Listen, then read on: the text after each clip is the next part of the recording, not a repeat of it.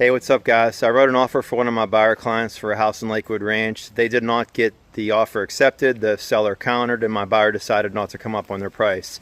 So that deal didn't happen. A couple days go by. Another offer comes in. The seller accepts it. The house goes under contract.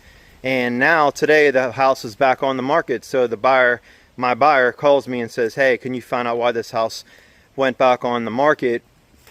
You know, and immediately she starts jumping to conclusions, thinking it's the home inspection, which oftentimes it's not the home inspection. Oftentimes it's just as simple as cold feet, or they found something better.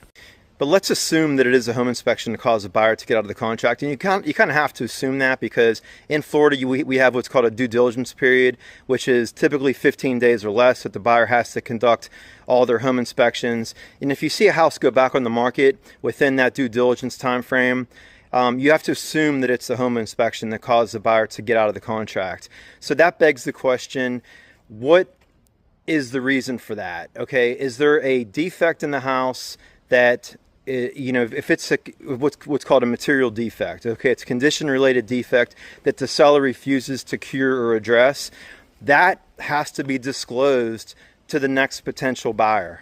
So does that give the seller a free pass to not disclose everything just because they fix it? The answer is no, because in Florida we have what's called a property disclosure statement, which is a list of questions pertaining to the condition of the house that involve the big ticket items like the roof. So let's say, for example, the roof leaked at some point, but the seller fixed it.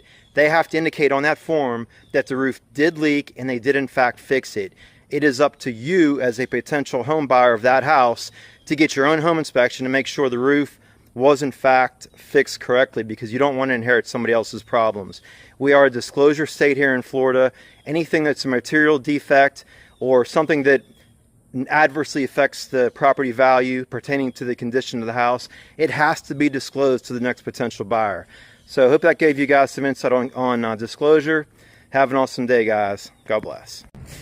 So as a side note, this house that I'm talking about, when my buyer decided not to come up on their price, this seller already had this other offer in hand. So they're acting all confident, and they got so, like, almost like they took it personally, like getting mad at me because my buyer wouldn't come up on their price.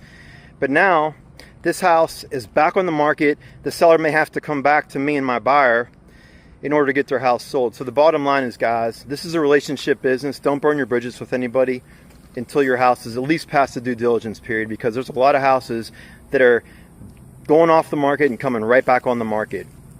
So until the ink dries on that 15-day or whatever due diligence period, don't get too confident.